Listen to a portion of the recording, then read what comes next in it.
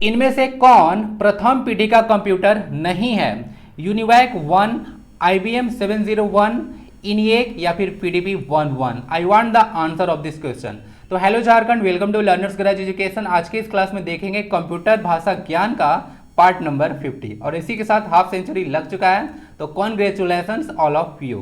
Paper 3 में 20 question बनेगा Jharkhand CGL के पेपर 3 में, जिसका एक सेक्शन है कंप्यूटर भाषा ज्ञान, उसी में।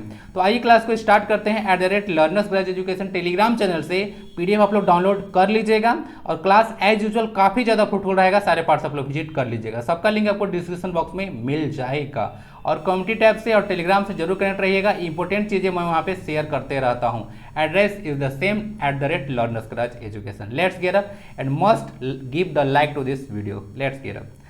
Now in first question, which keyboard shortcut key is used to add a new worksheet in MS Excel 2010 for Windows 10 operating system? OS मतलब होता है ऑपरेटिंग सिस्टम। तो यहाँ पे MS Excel 2010 के बारे में बात किया जा रहा था कि अगर Windows 10 ऑपरेटिंग सिस्टम है तो कौन सा कीबोर्ड शॉर्टकट यूज किया जाता है अगर आपको न्यू वर्कशीट ऐड करना है तो उसके लिए शॉर्टकट की होता है Shift प्लस F11। तो Shift प्लस अगर F11 दबा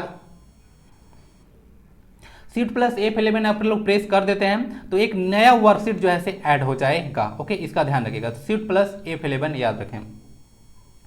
आइए बाकी डिटेल में देख लेते हैं। इतना सारा जो एक्सेल का कीबोर्ड शॉर्टकट है आप लोग ध्यान रखिएगा। कीबोर्ड शॉर्टकट को कभी कभी ना की कॉम्बिनेशन भी कहा जाता है, ये भी ध्यान रखें। तो Shift प्लस F11 जो कि आंसर था, यहाँ पे लिखा हुआ है insert a new worksheet.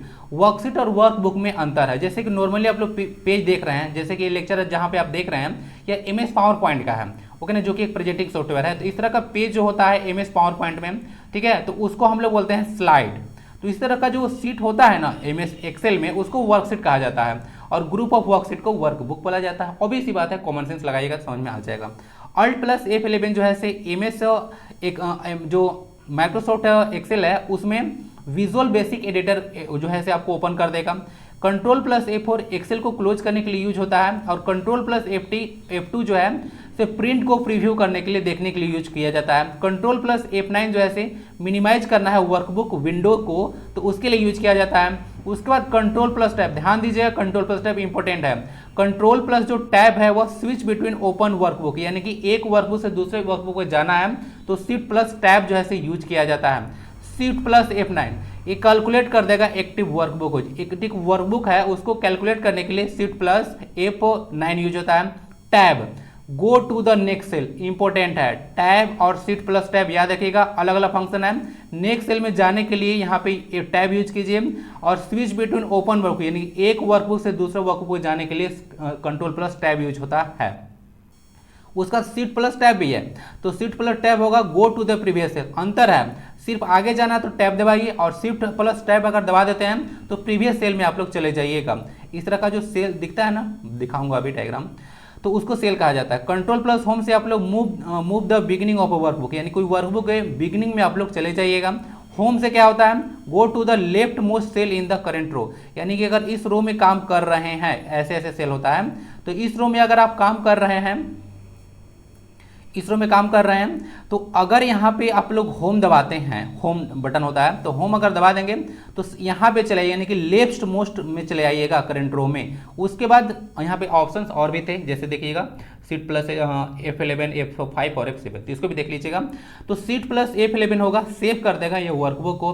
Shift plus F5 जो होता है से रिसर्च टास्क पैनल को ओपन करने के लिए यूज किया जाता है और फाइंड एंड रिप्लेस के लिए Shift प्लस F5 यूज किया जाता है। ठीक है, तो इतना सारा चीज आप लोग याद रखिएगा। आंसर इसका ए हो जाएगा। Shift प्लस F11 जो है, ये जो है से आपको शॉर्टकट की है जो कि न्यू अगर वर्कशीट ऐड करना है तो एक्सेल में, ठीक है, ध्यान रखिएगा। OS मतलब होता है ऑपरेटिंग सिस्टम, नाम ही सिस्टम है, यह एक सिस्टम सॉफ्टवेयर है, ओके ना। और MS एक्सेल एक एप्लीकेशन सॉफ्टवेयर है। कभी भी ध्यान रखिएगा, कोई भी एक पार्टिकुलर फंक्शन के लिए अगर कोई एप्लीकेशन बनाया गया है तो वह एक एप्लीकेशन सॉफ्टवेयर होता है। जितना भी आप लोग एप्लीकेशन देख लीजिए, और एक्सेल हो, MS पावर पॉइंट हो, वर्ड हो, सब एप्लीकेशन सॉफ्टवेयर के ही उदाहरण हैं। ओके, चलिए नेक्स्ट क्वेश्चन में भी एक कीबोर्ड शॉर्टकट से ही क्वेश्चन है, ध्यान से देखिएगा, काफी इंपॉर्टेंट है और ध्यान से समझिएगा। Which of the following keyboard shortcut key is used to minimize all the programs on a computer screen and display desktop? Desktop क्या होता है? जैसे ही आप कंप्यूटर को ऑन करते हैं, इसे भी क्वेश्चन पूछा जाता है कि व्हाट इज डेस्कटॉप। तो when you switch on a computer, तो जो फर्स्ट पेज आपके समक्ष अपीयर होता है that is called desktop. Okay ना, तो डेस्कटॉप वही होता है। तो इसके लिए जो बोला जा रहा है कि बहुत सारा चीज़ हमने खोल कर रखा है, जैसे कि आप लोग कंप्यूटर यूज़ करते हैं तो देखे होंगे कि एक विंडो यूज रहता है, फिर दूसरा विंडो, तीसरा विंडो, सब होता है। और you can switch between the window, तो आप लोग मिनिमाइज करके इस तरह का ऑप्शन जो ए वाला होता है, एक इस तरह का ऑप्शन दिखता है, ए वाला होता है।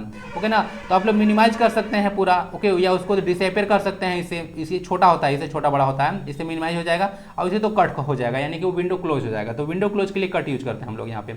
मिनिमाइज करना है तो माइनस वाला साइन यूज किया जाता है। ओके, अब इसे आपको शॉर्ट और बड़ा या छोटा हो जाएगा, ठीक है ना। यानी कि इतना बड़ा है तो पूरा फुल स्क्रीन में, तो हाफ स्क्रीन में हो सकता है। ओके ना, या उससे थोड़ा ज़्यादा। ओके, जितना साइज आप लोग करके रखे होंगे। तो ये यहाँ पे ध्यान दीजिएगा। तो बोला जा रहा है कि सब विंडो को, जितना सारा आप लोग विंडोज ओपन करके रखे हो, सारा विंडोज को जैसे आपको एक ही बार में क्लोज करना है, और आपको डेस्कटॉप दिखना चाहिए। डेस्कटॉप दिखना चाहिए कहने मतलब जो फर्स्ट पेज अपीयर होता है कंप्यूटर जब ओपन करते हैं, वो वाला दिखना चाहिए। तो इसके लिए शॉर्टकट कीज है विंडोज प्लस डी। विंडोज ऐसे देखिए लोगो होगा ना, इस तरह का चार ऐसे ऐसे लोगो होता है ना विंडोज का, तो वो वाला लोगो प्लस में आपको डी दबाना है। उसके बाद देखिएगा सारा का सारा जो है से जितना भी आप लोग विंडोज ओपन है, सारा का सारा मिनिमाइज हो जाएगा, और जो है से आपको डेस्कटॉप दिख जाएगा। यहाँ पर दूसरा बात है, ध्यान रखिएगा कि विंडोज प्लस एम जो होता है ना, उसका भी सिमिलर ही फंक्शन है। अगर विंडोज प्लस एम नॉर्मली आप लोग दबाइएगा तो विंडोज प्लस एम और विंडोज प्लस डी दोनों का फंक्शन आपको एक ही जैसा लगेगा, लेकिन थोड़ा सा अंतर है यहाँ पे।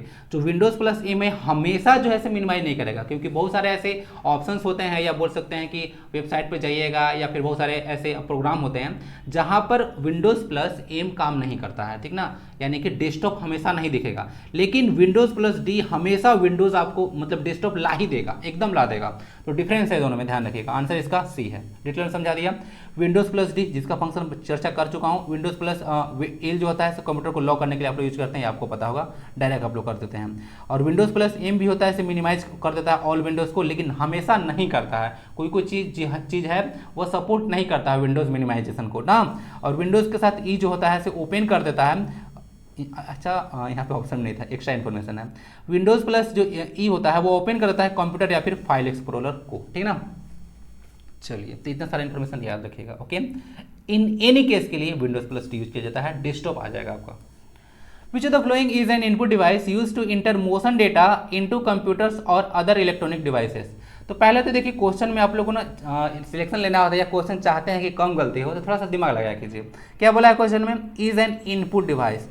तो मॉनिटर तो एक आउटपुट डिवाइस है, प्लॉटर एक आउटपुट डिवाइस है, तो दो तो ऑप्शन कट चुका है, ठीक है। उसके बाद बचा ट्रैक बॉल और जॉयस्टिक, ये दोनों के दोनों इनपुट डिवाइसेस हैं। जॉयस्टिक का यूज मेनली रूप से गेम प्ले में किया जाता है, ठीक है। इसका आंसर हो जाएगा ट्रैक बॉल। ट्रैक बॉल एक इनपुट डिवाइस है, तो माउस की जगह पर आप लोग यूज करते हैं ट्रैक बॉल, लेकिन बहुत लोग इसको नहीं करते हैं। उन लोग को लगता है कि डेटा इधर से उधर चला जाएगा, तो ट्रैक बॉल नहीं यूज करते हैं, हम लोग नॉर्मल माउस यूज करते हैं। ओके ना, टीवी कर्सर को जो है ऐसे ही आगे पीछे होगा और आप लोग डेटा को एंटर कर सकते हैं। तो मोशन डेटा को एंटर करने के लिए ट्रैक बॉल का यूज किया जाता है। इस पे मैं क्वेश्चन पहले भी डिस्कस कर चुका हूं। ओके ना, तो ध्यान रखिएगा, आंसर इसका बी हो जाएगा। ओके ना, इस तरह से आपको ट्रैक बॉल देखने को मिलेगा, या गोल गोल घूमता है और डेटा को आप लोग इंटर कर देते हैं, ठीक है। और नॉर्मल तो हम लोग इसका माउस यूज कीजिएगा तो आपको ये जो होता है माउस इस तरह का, तो इसमें आपको लेफ्ट बटन राइट बटन देखने को मिलेगा, और यहाँ पे कर्सर होता है ना, जो कि स्क्रोलिंग में यूज किया जाता है, पेज अप डाउन करना है आपको। तो नेक्स्ट क्वेश्चन है टोपोलॉजी से। ओके, टोपोलॉजी क्या होता है, आइए पहले क्वेश्चन को रीड कर लेते हैं। What is a topology of LAN, मतलब local area network in which all the nodes are individually connected to a central connection point like a hub और स्विच इज कॉल्ड, यानी कि उसको क्या कहते हैं। आइए थोड़ा सा डिटेल में आपको समझाते हैं। जैसे कि देखिएगा टोपोलॉजी होता है, तो नेटवर्क को आप लोग अलग अलग डिवाइस को कनेक्ट करते हैं नेटवर्क से, तो उसको टोपोलॉजी कहा जाता है। ओके ना, नेटवर्क टोपोलॉजी। तो देखिए अलग अलग तरह का होता है, बस टोपोलॉजी होता है, स्टार टोपोलॉजी होता है, ट्री टोपोलॉजी होता है, हाइब्रिड टोपोलॉजी होता है, मेश टोपोलॉजी होता है, और रिंग टोपोलॉजी होता है। ओके ना, तो कम से कम बस वाला, स्टार वाला और रिंग वाला याद जरूर रख लीजिएगा, मेश वाला, ये सब तो लिस्ट पूछा जाता है, ट्री या फिर हाइब्रिड, लेकिन ये सब आपको बहुत ज़्यादा पूछा जाता है। तो देखिएगा, तो यहाँ पे पूछा था कि एक ऐसा टोपोलॉजी का नाम बताइए। अच्छा, ये सब जो टोपोलॉजी है वो लैन का ही है, लोकल एरिया नेटवर्क ही बनता है, क्योंकि अलग अलग डिवाइस आप लोग कनेक्ट कर रहे हैं नियर। ओके, तो वहाँ से क्या होगा, एक लोकल एरिया नेटवर्क ही बनेगा। किसी बोला जाता है कि ऑफिस या किसी बिल्डिंग में अगर आप नेटवर्क प्रोवाइड करा रहे हैं, यानी कि अलग अलग कंप्यूटर कनेक्टेड है, तो उसको लैन कहा जाता है। ओके ना, चलिए तो यहाँ पे इसको ना आंसर हो जाएगा इसका स्टार टोपोलॉजी। स्टार टोपोलॉजी में क्या होता है कि एक सेंट्रल कनेक्शन होता है जिससे जो है अलग अलग डिवाइस कनेक्ट होते हैं। तो स्टार में देखिए एक सेंट्रल डिवाइस है, उससे अलग अलग डिवाइस यहाँ पे कनेक्टेड है, तो इसको स्टार टोपोलॉजी कहा जाता है। ट्री टोपोलॉजी में इस तरह से डिवाइस कनेक्ट होता है, यहाँ पे एक यहाँ पे, फिर यहाँ से इससे कनेक्शन है, इससे कनेक्शन है, तो इस तरह से स्टार होता है। रिंग में देख लीजिएगा जिस तरह से रिंग का फॉर्मेशन होता है उस तरह से होता है। एक डिवाइस होता है इससे, तो दूसरा डिवाइस इससे कनेक्ट होगा, इसका कनेक्शन इससे भी होता है, फिर इससे भी होता है, फिर इससे भी होता है। अब ध्यान रखिएगा बीच में इसका कनेक्शन इसके साथ, इसका कनेक्शन इसके साथ, इसका कनेक्शन इसके साथ नहीं है। अगर इस तरह से कनेक्शन हो जाएगा तो वह मेश टोपोलॉजी कहलाएगा, ना कि स्टार टोपोलॉजी। क्लियर है ना, sorry ring topology. Clear, tree बता दिया। हाइब्रिड में देख लीजिएगा एक डिवाइस इस तरह से कनेक्ट होता है, यहाँ से कनेक्ट होता है, इसे इसका कनेक्शन इसके साथ, इसका कनेक्शन इसके साथ हो जाता है, फिर नेक्स्ट डिवाइस भी आ जाएगा, कनेक्शन हो जाएगा इसके साथ, और फिर इसके साथ भी कनेक्शन हो जाता है। तीसरा का फॉर्मेट में जो कनेक्शन है नेटवर्क का उसको हाइब्रिड कहा जाता है। ओके, बस में देख लीजिएगा, बस में एक सेंट्रल यहाँ पे बोल सकते हैं कि वायर होता है, ओके, यानी फिर नेटवर्क बोल सकते हैं, उससे अलग अलग डिवाइस इस तरह से कनेक्ट होते हैं। ओके ना, तो ये बस के जैसा लग रहा है आपको कि बस जा रहा है इस तरह से, ऐसे फॉर्मेट देख लीजिएगा, तो समझ लीजिएगा इस तरह से होता है नेटवर्क टोपोलॉजी। लैन, ठीक है, याद रखिएगा। चलिए आपको लैन, हाँ 3 चीज बताता हूँ, ध्यान रखिएगा। एक है लैन, एक है मैन, एक है वैन। लैन होता है लोकल एरिया नेटवर्क। तो कभी पूछेगा कि किसी एक ऑफिस या बिल्डिंग में नेटवर्क प्रोवाइड कराना है तो कौन सा यूज होता है, तो लोकल एरिया नेटवर्क। मैन क्या होता है, होता है मेट्रोपॉलिटन एरिया नेटवर्क। ये किसी सिटी में जो है नेटवर्क प्रोवाइड कराने के लिए मेट्रोपॉलिटन एरिया नेटवर्क यूज होता है। और वाइड एरिया नेटवर्क जो होता है, कोई सिटी है, शहर है, ओके, या फिर हाँ जी, तो इतना ही मेट्रोपॉलिटन याद रखिएगा कि सिटी में प्रोवाइड कराना है। तो वैन होता है किसी पूरा कंट्री में प्रोवाइड कराना है, और कंटिनेंट को भी ये जो है कवर कर लेता है। तो वैन हो कि किसी देश या महादेशों के बीच में जो है नेटवर्क प्रोवाइड कराना होता है, तो वहाँ पे वाइड एरिया नेटवर्क यानी कि वैन यूज होता है। ठीक है, चलिए डिटेल में समझा दिया होगा, समझ में आ चुका होगा। The dash is a 3 or 4 letter abbreviations that signifies the file type। तो फाइल टाइप को आइडेंटिफाई करने के लिए किसका यूज किया जाता है, तो फाइल एक्सटेंशन का यूज किया जाता है। इसमें तो कोई दिक्कत नहीं होना चाहिए, कितनी बार डिस्कस कर चुका हूँ। To identify a file type we use file extension. तो फाइल एक्सटेंशन बहुत ही ज़्यादा इंपॉर्टेंट होता है, क्योंकि फाइल एक्सटेंशन अगर आपके पास नहीं रहेगा तो दिक्कत हो जाएगा। जैसे कि आपको एक बार डिस्कस किया था कि एक्सेल एस देखिएगा, तो एक्सेल एस का एक्सेल एस होता है, तो एक्सेल का एक फाइल था, ओके, तो उसमें क्या था, चाचा से मेरा ओपन हो नहीं रहा था, ठीक है, क्योंकि डायरेक्ट व्हाट्सएप पे उनका आया था, तो ओपन हो नहीं रहा था क्योंकि उनके मोबाइल में जो एक्सेल है एप्लीकेशन वह इंस्टॉल नहीं था। तो मैं इसका फाइल एक्सटेंशन जैसे ही देखा था मैं बोल दिया कि जो है से आपका MS एक्सेल को आपको इंस्टॉल करना पड़ेगा। फ़ोन का भी आता है एक्सेल, पावर पॉइंट सब आ जाएगा आपको, अब मोबाइल का वर्जन में भी अवेलेबल है, तो इसका भी यूज आप लोग कर सकते हैं। तो एक्सेल का फाइल जब मैं डाउनलोड किया हुआ एक्सेल को, तब ये ओपन हो गया। तो ये इंपॉर्टेंट होता है फाइल टाइप, ठीक ना, क्योंकि फाइल का पता हमको उसी से लगता है, ओके सॉरी, फाइल एक्सटेंशन से पता लगता है। जैसे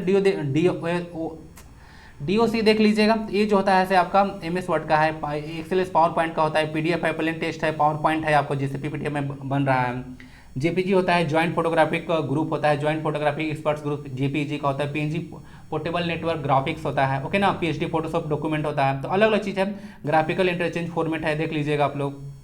AVI सब फुल फॉर्म देख लीजिएगा। ऑडियो वीडियो इंटरलीव होता है, ओके ना। MP3 होता है, एक होता है ऑडियो फाइल। MP4 होता है आपको मीडिया प्लेयर 4, ये जो कि वीडियो फाइल होता है। तो सबको डिटेल में बता दिया आपको, फाइल एक्सटेंशन यूज किया जाता है। बहुत बार क्वेश्चन आ चुका है, सब क्वेश्चन रिपीटेडली आ रहा है ना, क्योंकि मैं बहुत डिटेल में सब चीज डिस्कस किया हूँ। तो dash is a computer program which can replicate and propagate over the network with और विदाउट ह्यूमन इंटरवेंशन और has a malicious intent. Kernel, virus, trojan horse या वॉर्म। तो इसका आंसर हो जाएगा आपका वॉर्म, ओके ना। ध्यान दीजिएगा, ये क्वेश्चन आप लोग कंफ्यूज कर सकते हैं कि वायरस क्यों नहीं होगा इसका आंसर। तो इसका भी जवाब मैं दे के रखा हूँ, कंफ्यूजन यहाँ से नहीं हुआ, कंफ्यूजन लेकर घर नहीं जाना है, ठीक है। तो देखिएगा वायरस है, यहाँ पे वॉर्म है। देखिएगा वायरस को attaches itself to operating system और द प्रोग्राम, यानी कि प्रोग्राम और ऑपरेटिंग सिस्टम से चिपक कर रहता है वायरस।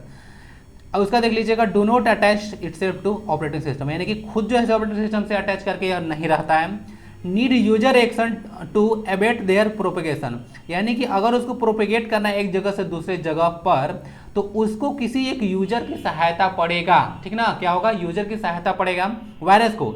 लेकिन वॉर्म के साथ ऐसा कहानी नहीं है। देखिए क्वेश्चन में बोला था विथ और विदाउट इंटरवेंशन कहाँ पे है, विथ और विदाउट इंटरवेंशन करने का मतलब है कि या तो कोई इसमें इसको कोई कर भी सकता है, नहीं तो इसको कोई जरूरत भी नहीं है, ठीक है, सेल्फ डिपेंडेंट पर्सन है, ओके, दूसरे की सहायता नहीं करता, बोलता है कि हम खुद कर लेंगे, ठीक है, चलिए स्वावलंबी है। तो सेल्फ प्रोपिगेट कर लेता है across a network, exploiting security in widely use services, यानी कि सिक्योरिटी को आपको जो है चुराएगा, एक्सप्लॉइट करेगा उसको। नेक्स्ट बोलता है damages cause is mostly local to the machine, ये मशीन को जो है क्या करता है, हार्म करता है। It harms the network and consume bandwidth, पूरा बैंडविथ को खत्म कर देगा, ये जो वर्म होता है। स्प्रिट क्वाइट स्लो, ये आराम से फॉलो करता है। अब इसको बोलता है कि हमको आराम की कोई जरूरत नहीं है, आराम से हम जाएंगे क्योंकि स्वावलंबी पर्सन है, ठीक है, तो हम अगर बैठे रहेंगे तो मेरा काम नहीं चलेगा, ठीक है, मुझे खुद काम करना होता है। तो देख लीजिए एग्जाम्पल में एसक्यूएल स्लैमर है ओम, ओके, ये सब 75,000 व्यक्ति बनाया था 10 मिनट्स के अंदर, ठीक है ना। स्ट्रक्चर एंड क्यूरी लैंग्वेज होता है एसक्यूएल का फुल फॉर्म, ठीक है। चलिए तो वोर में इसका आंसर हो जाएगा, समझ लीजिएगा, कर्नल को core of the operating system बोला जाता है, ठीक ना, ध्यान रखिएगा। ट्रोजन हॉर्स भी एक तरह का वायरस ही देखने को मिलेगा, वायरस तो नॉर्मल टर्म हो गया, ठीक है ना। ट्रोजन हॉर्स एक वायरस का टाइप है जिसमें देखिएगा तो यह इस तरह का कहानी करता है ना कि जैसे कोई एप्लीकेशन आपका है तो उसी के जैसा लगेगा कि वो मेरा ओरिजिनल एप्लीकेशन, लेकिन वो वायरस रहता है, वो कहते हैं ये डिस्गाइज जैसा कर लेता है ना, ध्यान रखिएगा। ट्रोजन हॉर्स एक वायरस है। नेक्स्ट क्वेश्चन है which of the following allows the user to store, organise, calculate and manipulate the available data in a tabular format. क्या दिक्कत है इसमें, मैं तो कितनी बार बोल चुका हूँ कि टेबल बनाना है, चार्ट बनाना है, ओके ना, डेटा को कैलकुलेट करना है, तो सब में आपको जो है माइक्रोसॉफ्ट एक्सेल यूज किया जाता है। तो इसका आंसर हो जाएगा MS एक्सेल, ठीक है ना। नोटपैड तो नॉर्मली आप लोग टाइपिंग के लिए यूज करते हैं, MS वर्ड में आप लोग क्या करते हैं, तो MS वर्ड जो है आपका एक जो है वर्ड प्रोसेसिंग सॉफ्टवेयर है जिसमें आप लोग वर्ड को टाइप करते हैं, टेस्ट सीरीज वगैरह बनाना होता है तब, या फिर रेज्यूमे बनाना है, क्वेश्चन आता है इस पर कि रेज्यूमे बनाने के लिए किसका यूज करेंगे, तो रेज्यूमे बनाने के लिए MS वर्ड यूज किया जाता है। और पावर पॉइंट प्रेजेंटिंग सॉफ्टवेयर है, जैसे कि इस लेक्चर को प्रेजेंट किया जा रहा है बिफोर यू, तो वह MS पावर पॉइंट से ही किया जा रहा है, ओके ना। देखिए इस तरह से टेबल होता है ना, ध्यान रखिएगा, तो इस तरह का टेबल होता है। यहाँ पे डेटा मैनिपुलेशन एक वर्ड था ना, मैनिपुलेशन, तो इसको मैं क्लियर करना चाहूँगा। डेटा मैनिपुलेशन एक बेसिकली एक बोल सकते हैं कि ऐसा सिस्टम होता है जिसमें डेटा को आप लोग ऑर्गेनाइज करते हैं ताकि आपको स्टडी करने में ईजिली हो, आराम से वो अंडरस्टैंड हो सके, उसको डेटा मैनिपुलेशन बोला जाता है। क्लियर है ना। चलिए डेटा सॉर्टिंग में कुछ उसी तरह का होता है कि जिसमें डेटा को आप लोग मीनिंगफुल ऑर्डर में अरेंज करते हैं। जैसे देख लीजिएगा यहाँ पे मैं कुछ डिस्कस करूँ तो कंट्री का USA है, यहाँ पे सेल्फ पर्सन फुलर है, ओके ना। उसके बाद इनका ऑर्डर डेट है, ऑर्डर ID है, कुछ यूनिट है, कितना अमाउंट पे किए हैं, ये सब डेटा है। तो इसका अरेंज किया हुआ है देखिएगा 30 नंबर तक, तो यही को डाटा मैनिपुलेशन बोला जाता है। तो एक टेबल बना हुआ है जो कि एक्सेल का यूज किया जाता है। इससे क्या होगा, आराम से आप लोग स्टडी कर सकते हैं, ठीक है ना, कि कौन कंट्री का है डायरेक्ट पढ़ सकते हैं, कितना अमाउंट दिया डायरेक्ट पढ़ सकते हैं, तो आपको ईजी हो जाएगा इसको स्टडी करने में, ओके ना। तो आंसर इसका MS एक्सेल हो जाएगा, माइक्रोसॉफ्ट के द्वारा विकसित है, ठीक है, ध्यान रखिएगा। MS वर्ड कहीं पे आ जाता था माइक्रोसॉफ्ट, सॉफ्टवेयर मार्केट इससे बड़ा कोई नहीं है ना, MS जो माइक्रोसॉफ्ट है उससे बड़ा सॉफ्टवेयर मार्केट कोई नहीं है। तो which is an advance discipline that teaches students how to analyse and find patterns in large amount of data. सबसे पहले तो डिसिप्लिन क्या होता है, वो डिसिप्लिन जो आप लोग पढ़ते हैं वो डिसिप्लिन नहीं है। डिसिप्लिन मतलब एक तरह का कोर्स आप लोग समझिए ना। डिसिप्लिन अगर मतलब अगर यूज किया जाता है कोर्स में तो इस तरह का आप लोग समझिए कि ये एक तरह का कोर्स होता है, पाठ्यक्रम होता है। तो वह एडवांस पाठ्यक्रम आपको बताना है जो कि टीच करता है स्टूडेंट्स को कि किस तरह से डेटा को आपको एनालाइज करना है और अलग अलग पैटर्न प्राप्त करना है लार्ज अमाउंट ऑफ डेटा में। डेटा को स्टडी करके आपको पता करना पड़ता है कि किस तरह का डेटा है, तो पैटर्न पता करना होता है, तो उसको ना डेटा साइंस कहा जाता है, ओके ना, डेटा साइंस, ठीक है। कंप्यूटर साइंस में तो आप लोग अलग अलग कंप्यूटर का स्टडी करते हैं जिसमें आप लोग को कोडिंग शामिल होता है, ओके। डिटेल में स्टडी करते हैं कंप्यूटर को, दोस्तों कंप्यूटर साइंस बोला जाता है। कंप्यूटर्स और कंप्यूटिंग डिवाइसेस के बारे में स्टडी करते हैं। प्रोग्रामिंग तो लैंग्वेज होता है, सॉफ्टवेयर डेवलपमेंट एक प्रोग्राम होता है जिसमें आप लोग सॉफ्टवेयर को डेवलप करते हैं।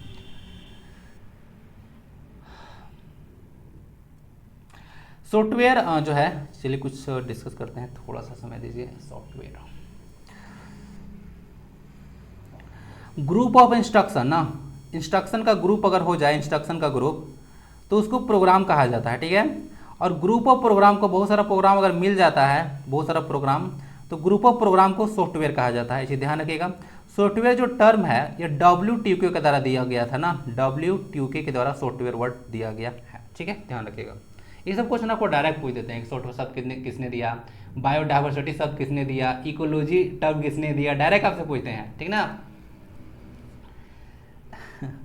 ए और an dash is a central server in a computer network that enables connected clients to access the server's storage capacities. Question mark तो यहाँ पे नहीं होना चाहिए। Web server, application server, print server या फिर फाइल सर्वर। आइए डिटेल में आपको समझाते हैं, कुछ एग्जांपल भी दूंगा जिससे आपको क्लियर हो जाएगा। इसका आंसर ना फाइल सर्वर होगा। ये क्या होता है, कंप्यूटर नेटवर्क पर एक केंद्रीय सर्वर है, एक सर्वर होता है जिससे जो है से जुड़े हुए ग्राहक को सर्वर की भंडारण क्षमता तक पहुंचने में सक्षम बनाता है, यानी कि आपको एक्सेस प्रोवाइड कराता है ताकि जहां पे कोई अगर फाइल रखा हुआ है तो उसको आप लोग एक्सेस कर सकते हैं। आइए थोड़ा डिटेल में आपको समझाते हैं। जैसे देखिएगा तो अलग अलग क्लाइंट है, अर्थनेट से कनेक्ट है, इंटरनेट से कनेक्टेड है। यहाँ पे जो है फाइल सर्वर है, तो फाइल सर्वर में देखिएगा लोकल फाइल सिस्टम है जिसमें आपका आप लोग नॉर्मली स्टोरेज शामिल कर सकते हैं, ठीक ना। आपका अगर कंप्यूटर है तो उसमें आप लोग नॉर्मली इसको स्टोरेज रखिए। इसमें अलग अलग क्लाइंट यहाँ पे काम कर रहे हैं, ठीक है, ध्यान रखिएगा। तो एक बीच में एक फाइल सर्वर काम करता है। ये फाइल सर्वर करता क्या है, मैं इजीली एग्जाम्पल आपको समझाता हूँ। आपने jcc.nic.in की वेबसाइट आपने ओपन करके रखा है।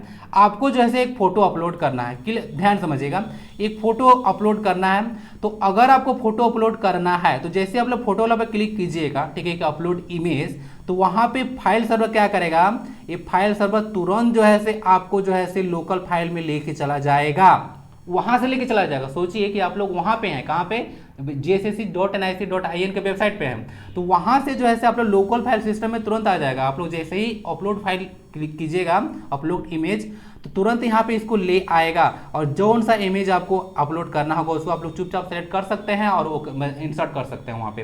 तो यही फाइल सर्वर काम करता है। एक बहुत ही इजी एग्जांपल में आपको समझा दिया, ठीक है, समझ गए। उसी तरह से अलग अलग चीज़ भी कर सकते हैं। किसी को आपको कोई चीज़ सेंड करना है डायरेक्ट इंटरनेट पे, कोई चीज़ अपलोड करना है या कोई चीज़ डाउनलोड करके किसी एक स्पेसिफिक फाइल लोकेशन में रखना है, तो हेल्प जो प्रोवाइड करा रहा है वो फाइल सर्वर ही है, दूसरा कोई नहीं है, ठीक है।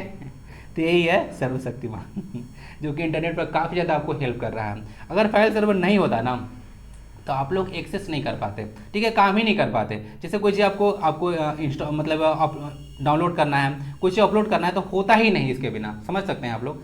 कोई दिक्कत इसमें, कोई दिक्कत होगा तो बताइएगा। विच of the following is N assembly language. Number of question आज 15 ही लिया होगा, मुझे पता था कि डिटेल में डिस्कस करना है, ज़्यादा वीडियो बड़ा नहीं होना चाहिए, कम से कम 20 से 30 मिनट होना चाहिए ना। तो विच of the following is N assembly language, तो असेंबली लैंग्वेज इनमें से कौन सा है, तो लो लेवल जो प्रोग्रामिंग लैंग्वेज होता है उसको असेंबली लैंग्वेज कहते हैं। ध्यान रखिएगा, लो लेवल प्रोग्रामिंग लैंग्वेज को आराम से कंप्यूटर स्टैंड कर सकता है। 3 चीज़ होता है, एक होता है असेंबलर, एक होता है इंटरप्रेटर, एक होता है compiler.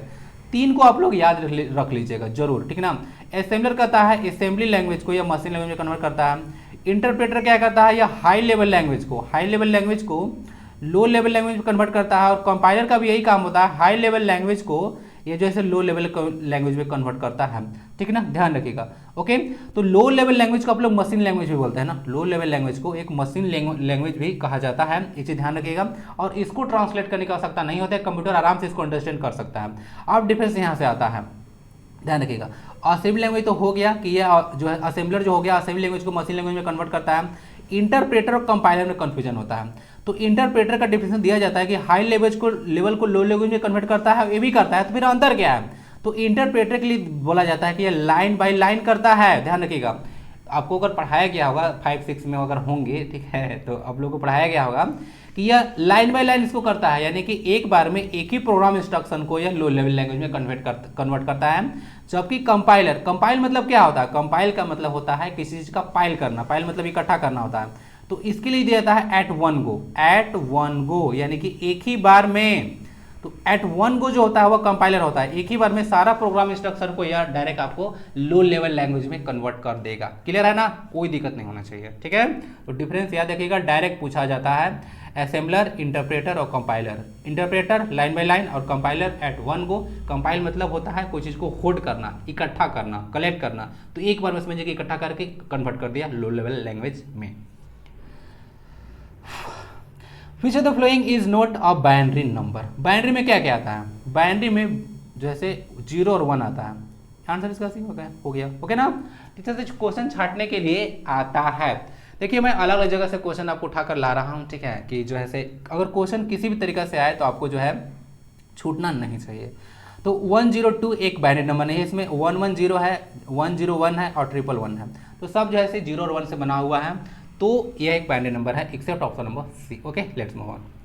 The primary memory is located on the first thing is that primary memory is also called main memory। ध्यान दीजिएगा, ये मेन मेमोरी होता है। तो प्राइमरी मेमोरी कहाँ पे लोकेटेड होता है? तो ये मदरबोर्ड होता है, ध्यान रखिएगा। मदरबोर्ड और माइक्रोप्रोसेसर अलग चीज़ होता है ना, ध्यान रखिएगा। मदरबोर्ड एक होता है, देखिएगा एक लंबा सा सर्किट आपको देखने को मिलेगा, ओके, जिससे बहुत सारा चिप लगा होता है। क्वेश्चन डायरेक्ट पूछते हैं कि एक देखिएगा तो एक बहुत सारा बोर्ड रहता है जिसमें जो है बहुत सारा चिप लगा होता है, तो उसको क्या नाम दिया जाता है? चिप, ट्रांजिस्टर, बहुत सारा चीज़ लगा रहता है, अलग अलग डिवाइसेस, तो इसको ना मदरबोर्ड कहा जाता है, ध्यान रखिएगा। Primary memory is again an example of main memory. देख लीजिएगा इस तरह से है, सीपीयू है, कैश मेमोरी है और उसके बाद यहाँ पे रैम है, ठीक है ना। अब देखिए यहाँ पे कैश आपको ना कहीं देखने को मिल ही जाएगा। कैश एक बहुत ही इंपॉर्टेंट पार्ट होता है, मैं बहुत बार बोल चुका हूँ कि सीपीयू जो अपना प्रोसेसिंग करता होता है तो इसको डेटा चाहिए होता है। प्रोसेसिंग ऐसी करेगा नहीं, ठीक है, इसको डेटा चाहिए। अगर मान लेते हैं कि मशीन जनरेटर कुछ काम कर रहा है तो उसको पेट्रोल चाहिए, ठीक है, तो इसको ना इन्फॉर्मेशन चाहिए प्रोसेसिंग करने के लिए, तो फिर इन्फॉर्मेशन जो है रैम देता है, लेकिन रैम डायरेक्ट उठ के वहाँ पे नहीं जाता है, बीच में कैश मेमोरी होता है। कैश मेमोरी बोलता है कि हम है ना, हम क्या करेंगे कि तुमसे डाटा लेंगे और बहुत ही स्पीड देंगे सीपीयू को, ठीक है, बहुत ही स्पीड देंगे, क्योंकि सीपीयू अपना काम बहुत ही फास्ट करता है। देखते हैं आप लोग कोई चीज़ सर्च करते हैं तो विद इन सेकेंड जो है आपको इन्फॉर्मेशन निकल कर आ जाता है, तो इतना फास्ट देखिए काम करता है सीपीयू, तो इसको डेटा भी फास्ट चाहिए होगा तो कैश मेमोरी देता है। And the register memory is the fastest memory in computer, ध्यान रखिएगा। Next, MAC address is a dash bit address. तो मैक एड्रेस जो होता है वो 48 बिट का होता है, ध्यान रखिएगा, 48 ध्यान दीजिएगा। एमए का मैक का नाम भी होता है ना, वो मैक नंबर अलग चीज़ होता है, ओके ना, जो Y1 में आप यूज करते हैं, मैक यहाँ पे अलग है कंप्यूटर में। तो इसको ना मीडिया एक्सेस कंट्रोल बोला जाता है। तो एक हार्डवेयर एड्रेस होता है जो कि एवरी एनआईसी या नेटवर्क इंटरफेस कंट्रोलर पर यूज किया जाता है। आइए थोड़ा सा डिटेल में आपको बताते हैं मैक एड्रेस के बारे में। तो देखिए इसका मैक एड्रेस के बारे में अगर देखिएगा तो मैक एड्रेस एक 48 बिट का हेक्साडेसिमल एड्रेस होता है, हेक्साडेसिमल 48 बिट का। अब देखिएगा इसमें 6 सेट्स होता है, 2 डिजिट्स का और कैरेक्टर्स का। ध्यान दीजिएगा 2 डिजिट्स का आप लोग सेट होता है, 6 सेट होता है 2 डिजिट्स का, ओके ना। तो हेक्साडेसिमल हो गया। सेपरेटेड बाय कॉलम्स, ध्यान रखिएगा कॉलम्स होता है, कॉलन इस तरह के साइन को कॉलन बोलते हैं, सेमी कॉलन इस तरह का साइन होता है, ठीक ना। तो separated by columns. An example of MAC address would be, देखिए एक मैक एड्रेस है, ठीक है, 1 2 3 4 5 6 हो गया ना, कोई दिक्कत है? तो 6 हो गया, तो यही बोला था कि 6 सेट होता है 2 डिजिट्स का और कैरेक्टर्स का। अब ध्यान दीजिएगा मैक एड्रेस में जो है से आपको डिजिट्स भी हो सकता है और कैरेक्टर्स भी हो सकता है। डिजिट का मतलब 1 to 9 और कैरेक्टर्स मतलब A to Z हो सकता है दोनों, ठीक है ना, ध्यान रखिएगा। एक क्वेश्चन डिस्कस किया था आईपी एड्रेस के बारे में, जो कि अगर आप लोग देखिएगा तो जो IPv6 था उसमें यूज किया जाता है ना, तो अल्फा न्यूमेरिक नंबर्स, ठीक है, तो मैक एड्रेस में भी यूज किया जाता है। और इस तरह का एड्रेस आपको नॉर्मली जो ऑर्थनेट होता है, वाईफाई होता है, उसमें यह यूज किया जाता है, इसी ध्यान रखिएगा। ओके, डिफरेंस इज दैट, अगर आपको डिफरेंस अगर बोल देगा, ध्यान दीजिएगा थोड़ा सा, कि अगर डिफरेंस बोल देगा कि जो आईपी एड्रेस और मैक एड्रेस में है क्या अंतर है, तो ध्यान रखिएगा आईपी एड्रेस जो होता है वह फुल स्टॉप से सेपरेट होता है ना, और फुल स्टॉप इसको नहीं बोला जाता है, इसको हम लोग डॉट बोलते हैं, फुल स्टॉप नहीं बोलेंगे, एग्जाम में डॉट आएगा, तो वह डॉट से सेपरेट होता है आईपी एड्रेस, लेकिन यह कॉलन सेपरेट होता है। तो वन डिफरेंस हो गया, दूसरा डिफरेंस आगे लगाया गया है। दूसरा जो है one is permanent and other is dynamic. कौन सा परमानेंट होता है? तो ध्यान रखिएगा परमानेंट होता है MAC address, IP address permanent नहीं होता है। अलग अलग टाइम अगर नेटवर्क आप लोग खोल रहे हैं, एक बार आप लोग गए खोल के छोड़ दिए, ठीक है, फिर गए, तो उसका आईपी एड्रेस चेंज हो जाता है। तो आईपी एड्रेस जो होता है चेंज होता है, लेकिन मैक एड्रेस चेंज नहीं होता है। तो दो डिफरेंस बता दिया। ओके, स्लाइड डालने का मेरा पर्पस यही था कि दोनों के बीच में आपको डिफरेंस कम से कम पता होना चाहिए। 38 बिट का है, ध्यान रखिएगा, सॉरी 48 बिट का यह होता है कोड ना, ध्यान रखिएगा एड्रेस, कोई डाउट नहीं होना चाहिए। नेक्स्ट क्वेश्चन जो आपसे वीडियो के शुरुआत में पूछा गया था उसका आंसर मैं देने वाला हूं।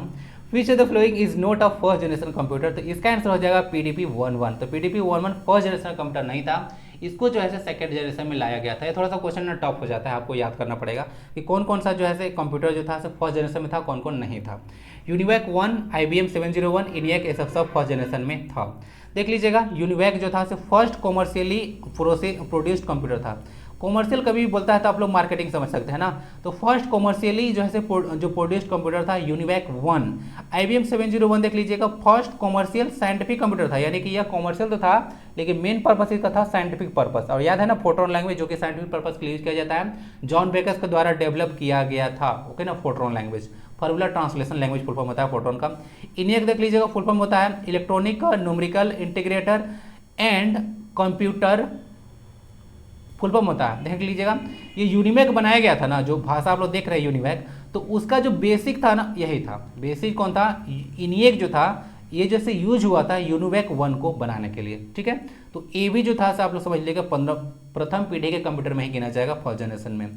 पीडीपी जो है यह सेकंड जनरेशन ऑफ कंप्यूटर में गिना जाता है। ओके, ध्यान रखिएगा। तो सारा हो गया। बाकी जनरेशन ऑफ कंप्यूटर का टाइम पीरियड कौन कौन सा है, कौन कौन टाइम में क्या क्या आया, एक बार आइए पुनः जो है डिस्कस कर देते हैं। ओके, पहला जनरेशन में कंप्यूटर में आप लोग बात कीजिएगा तो फर्स्ट जनरेशन में आया था vacuum tube. Okay, second generation of computer में आप लोग देखिएगा तो ट्रांजिस्टर आया था।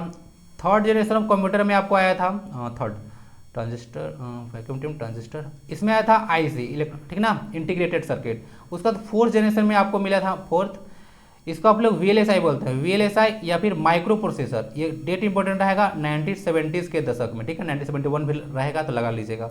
और फिफ्थ जनरेशन में आप लोग देखिएगा तो यहाँ पे ना ULSI होता है, ULSI ultra large scale integration and VLSI is the very large scale integration, full form भी याद रख लीजिएगा। तो ये सब जनरेशन कंप्यूटर है, क्या क्या यूज हुआ था ध्यान रखिएगा। Okay, which is the dustbin of the computer. Dustbin कौन होता है कंप्यूटर का? Hard disk, CPU, recycle bin या फिर लोकल डिवाइस। इसका आंसर हो जाएगा रिसाइकल बिन। ओके ना, ध्यान रखिएगा। मुझे तो यहाँ पे इमेज डालना था लेकिन डालना भूल गया रिसाइकल बिन का। आप मुझे लगता है कि आपको याद होगा। ओके ना, इस तरह का डस्टबिन जैसा कंप्यूटर में देखने को मिलेगा। ओके ना, इस तरह का बॉक्स होता है जिसे फाइल आप लोग डिलीट करते हैं तो अब चला जाता है, भर जाता है। ओके ना, इस तरह से डस्टबिन इसको बोला जाता है। इसे अगर अगर पूछा जाए क्वेश्चन रिसाइकल बिन से, तो ध्यान रखिएगा क्वेश्चन इस तरह से भी पलट के आपको पूछ सकता है कि अगर कोई फाइल अगर डिलीट किया जाता है, कोई फाइल को अगर आपने डिलीट कर दिया तो वो डिलीट होकर कहाँ जाता है? तो डिलीट होकर जो है से रिसाइकल बिन में जाता है। एक तरह से और क्वेश्चन पूछा जा सकता है कि डिलीटेड फाइल को अगर रीस्टोर करना है तो आप लोग कहाँ पे जाइएगा? तो वह जो है रिसाइकल बिन से हम लोग कर सकते हैं। तो तीन तरह से क्वेश्चन आपको इसे पूछा जाता है, ठीक है।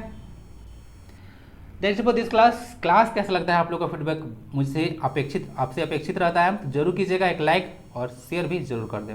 PDF@learners एजुकेशन टेलीग्राम चैनल से डाउनलोड कर लीजिएगा। और आज है संडे को आप लोग पूरा वीक में जितना पढ़ते हैं, चाहे जहाँ से भी पढ़े, जो भी पढ़े, रिवीजन जरूर किया कीजिएगा।